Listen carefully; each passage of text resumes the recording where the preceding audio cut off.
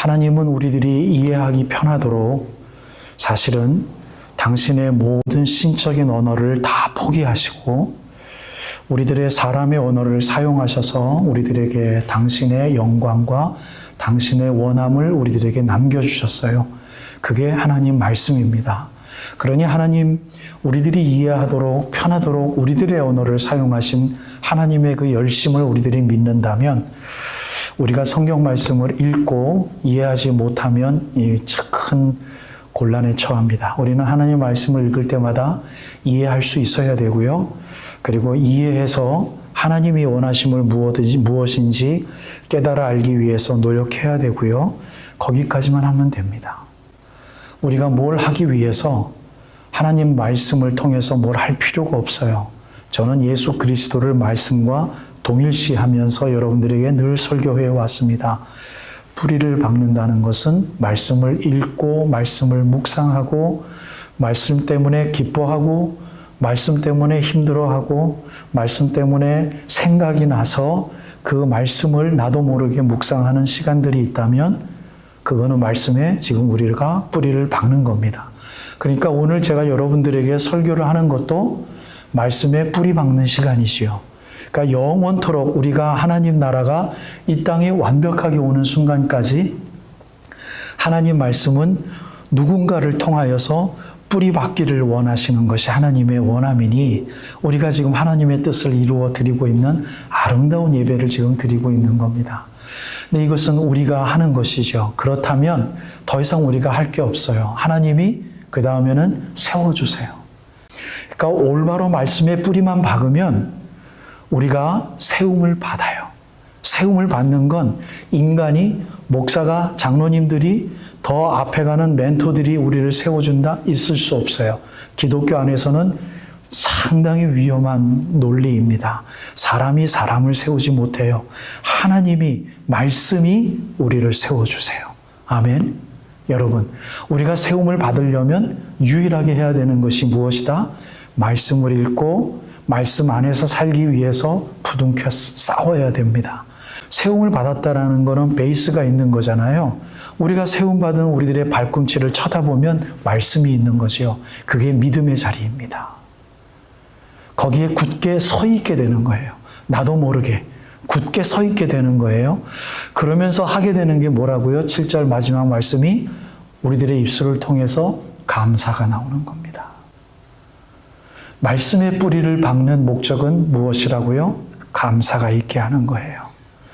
또 다른 하나님의 우리들이 돈을 벌어서 돈을 통해서 무슨 일을 한다? 그거 아니에요. 여러분, 성경적인 논리가 아닙니다. 여러분, 제가 잘못 설교하는 거 아니에요. 우리가 말씀을 읽고 성도가 되어져서 우리가 무슨 사역을 통해서 하나님께 영광을 돌리는 것, 여러분 성경적이지 않아요. 잘못된 거예요. 성경 말씀에 그렇게 가르쳐주고 있는 게 없어요. 사역을 통해서, 일을 통해서 하나님께 영광을 돌려드리는 거 아닙니다.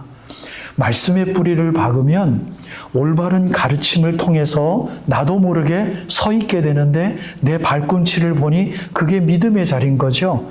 그 믿음이 내 거가 아니라 하나님 것인 것을 고백하게 되니 뭐가 나오는 거예요? 하나님, 나 여기 이렇게 믿음의 자리에 서게 되니 어떻게 해요? 감사합니다. 감사합니다. 이게 바로 어느 누구도 할 수 없는 예수를 만난 자들이 하나님 앞에 찬송하는 겁니다.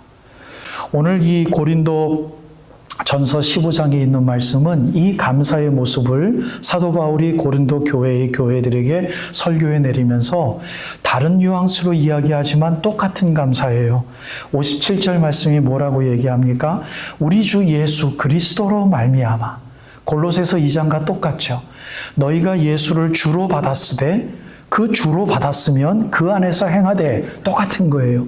예수 그리스도로 말미암아 승리를 주시는 하나님께 감사하노니라는 겁니다.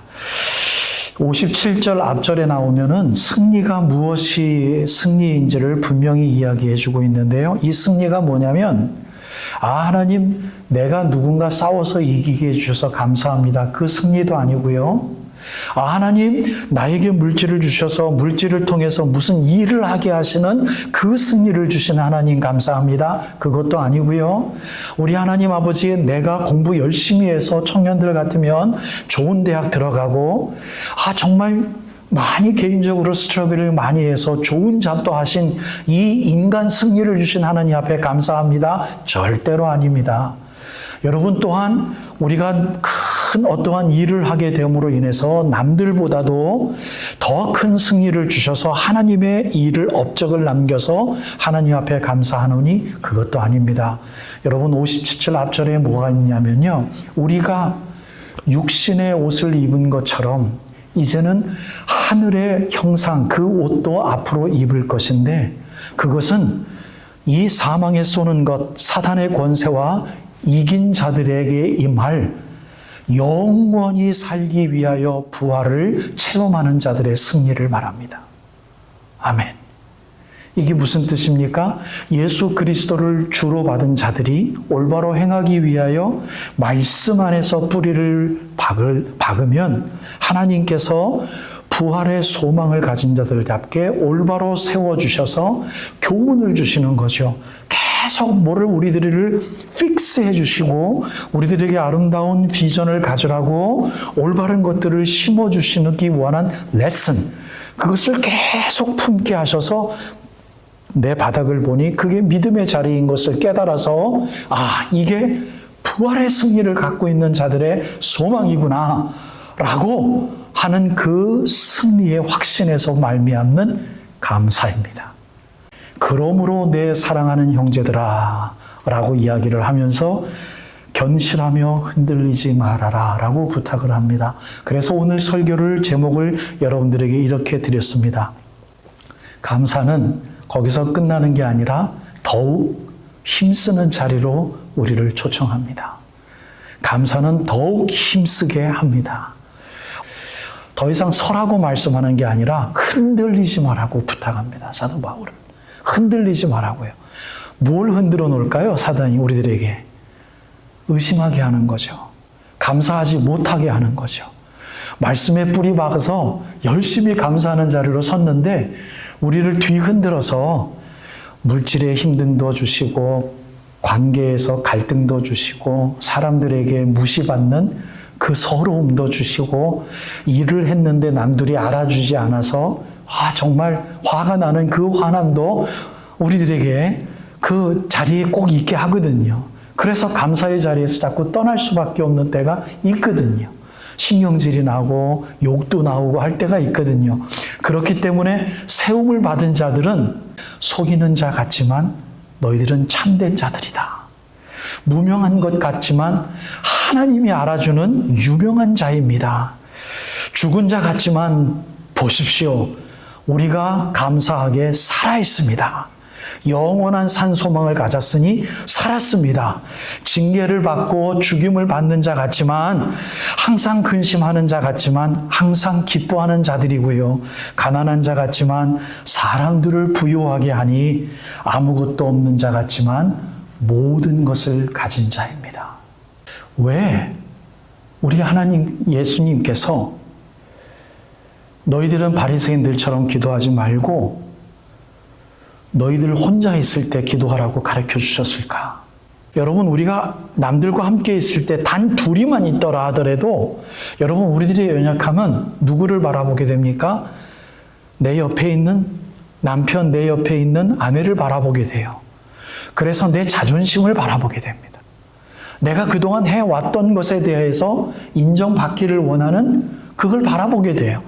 그동안 내가 숨겨왔던 것에 대하여서 다 이미 남들이 다 알고 있는데도 불구하고 우리는 그걸 몰라요. 남들이 모르는 것 같아요. 그래서 그걸 숨기려고 해요. 여러분, 그게 사단이에요. 그게 우리들에게 있거든요. 그렇기 때문에 뭐가 됩니까? 우리들에게는 바리새인이 되는 거예요. 나를 속이게 되는 거예요. 그런데 나 혼자 있을 때에는요, 그거 안 보이거든요. 하나님 앞에 진실되게 되거든요. 그런데 혼자 있을 때 가만히 있어서도 안 되는 거예요. 너 혼자 있는 골방에 들어가서 은밀하게 응답하시는 하나님 앞에 이렇게 기도하라라는 그 기도의 단어는요, 입술을 통하여서 예배당에서 너 혼자 주절주절 하라라는 그릭 랭귀지의 원어의 뜻이에요. 얼마나 상세한지 몰라요. 가만히 있는 게 아니에요. 묵상하는 게 아니에요. 입술을 통해서 오라토리움, 예배당에서 나 혼자 찬양하라라는 단어예요. 입술을 벌려서 노래하라라는 단어고요. 소리를 내서 하나님과 이야기하라는 단어예요. 그러니 가만히 있는 게 아니고요. 나 혼자 있는 그 자리에서 주님 찬양합니다 라고 입술을 벌려 이야기하는 거예요. 이미 임재한 하나님의 은혜를 찾게 돼요. 비로소. 가만히 있어서는 안 돼요. 내가 내 입술로 여러분 골로새서 2장 6절 7절을 읽어보십시오. 여러분들에게 설교하는 게 되거든요. 너희가 그리스도 예수를 주로 받았으니 그 안에서 행하되 라고 한번 읽어보십시오. 그 안에 뿌리를 박으며 세움을 받아 교훈을 받은 대로 믿음에 굳게 서서 감사함을 넘치게 하라. 읽어보십시오. 외워집니다. 외워지는 건 생각나게 합니다. 생각나게 하는 것은 내가 힘들 때 사단과 싸울 수 있는 무기가 되어집니다. 그래서 힘들 때 그 말씀이 나도 모르게 주절거리며 나오게 됩니다. 사단아 물러가라. 나는 예수 그리스도 안에서 뿌리를 박은 자이니 예수 그리스도께서 세움을 세워주신 자이니 근심하는 자 같으나 나는 기뻐하는 자다 라는 말로 내가 내 스스로에게 설교하게 되고 남들에게 이해하게 돼요. 그러면요 나에게 숨어져 있는 헛되이 받았던 하나님의 은혜를 찾게 돼요. 그래서 비로소 고린도후서 6장 1절 여러분들에게 다시 한번 읽어드리노니 너희를 권하노니 하나님의 은혜를 헛되이 받지 말라. 비로소 그 말씀이 이 말씀이었구나.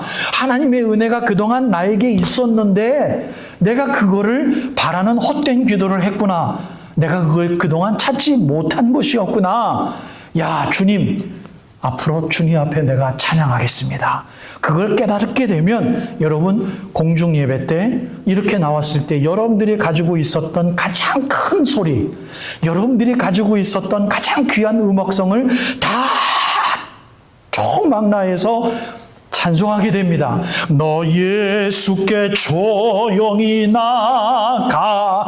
음치라도 좋아요. 너 예수께 조용히 나가. 부르게 돼요. 부르게 되면 내 모든 짐 내려놓고 진짜 내려놓게 돼요. 그냥 남들이 부를 때 주 예수께 조용히 하나님의 은혜를 찾을 수 없어요. 그게 너에게 임한 이미 충만하게 있는 하나님의 은혜를 헛되이 받지 말라라고 가르쳐 준 겁니다. 여러분 이 공중의 예배 속에서 있는 이 은혜를 여러분들이 남들에게 주시려면 우리 1년 동안 공부한 혼자 있을 때의 하나님을 만나는 훈련을 계속하시고 이제는 결론입니다. 남들을 가르치십시오. 나를 가르치시고 남들을 가르치십시오. 2025년 동안 우리가 하나님 말씀 공부하면서 여러분들에게 부탁드릴 겁니다. 남들을 가르치십시오. 어떻게 부탁드릴 수 있는지 여러분들 한번 기도해 보시고 남들에게 이야기하십시오. 그렇게 되어진다면 디모데전서 4장에 있는 것처럼 사도 바울의 경건을 이해하실 수 있습니다. 이 말을 하게 돼요. 하나님의 말씀과 기도로 거룩하게 되어집니다. 이 말이 나오게 돼요. 이 말씀이 이렇게 여기에 있어요 라는 것이 아니라 이제는 사도 바울처럼 내가 경험하고 내가 세움을 받았기 때문에 남들에게 하나님 말씀과 기도로 거룩해집니다. 내가 이것으로 형제를 깨우치면 이라고 가르쳐지면서 디모데를 키우게 됩니다. 여러분들이 누구를 전도 대상자가 있거나 우리 교회의 교우들을 키우게 되어집니다. 정말 겸손한 마음으로 키우게 됩니다. 그것이 사도 바울은 이렇게 이야기하지요. 이 모든 일에 전심전력하여 너의 성숙함을 모든 사람들에게 알게 하라. 여러분들은 이미 성숙해져 있습니다. 더 전심전력하셔서 여러분들의 성숙함을 나타내시기를 2025년 동안 축복합니다. 이것을 구체적으로 사도 바울은 이렇게 가리킵니다. 내가, 여러분들과 접니다. 내 자신과, 우리 스스로이지요. 그리고 우리가 이야기하는 가르침을 계속해서 워치해라, 살펴라. 잘 이야기하고 있는지 계속 살펴서 이 일을 계속하십시오. 사도 바울은 분명히 이렇게 얘기합니다. 16절에 내 자신과 그 가르침을 잘 살펴서 이 일을 계속하십시오. 이것을 계속 행함으로써 여러분들 자신과 여러분들의 가르침을 듣는 자를 구원하십시오. 디모데전서 4장 16절 말씀입니다. 내 자신과 여러분들에게 전도를 받는 사람, 여러분들의 찬양을 듣는 사람들을 구원할 것입니다. 내 자신과 남들을 구원할 수 있는 이 놀라운 또 다른 행함의 사역이 끝난 것이 아니라 계속되어짐을 우리 꼭 깨달으시고 더욱더 성숙하던 자들답게 하나님 앞에서 쓰임받을 수 있는 2025년이 있다는 것 꼭 기억하셔서 감사는 더욱 힘쓰게 하는구나. 더 큰 감사가 기다리고 있구나. 하나님은 그것을 원하시는구나. 라고 여러분들 확신하셔서 힘있게 힘들지만 2025년도도 설계해 나가시면서 말씀이 샘솟는 교회답게 우리 생명샘 장로교회 아름답게 엮고 나가십시다. 주님의 이름으로 축복드립니다. 화이팅 할 수 있는 2025년이 되어지길 바랍니다.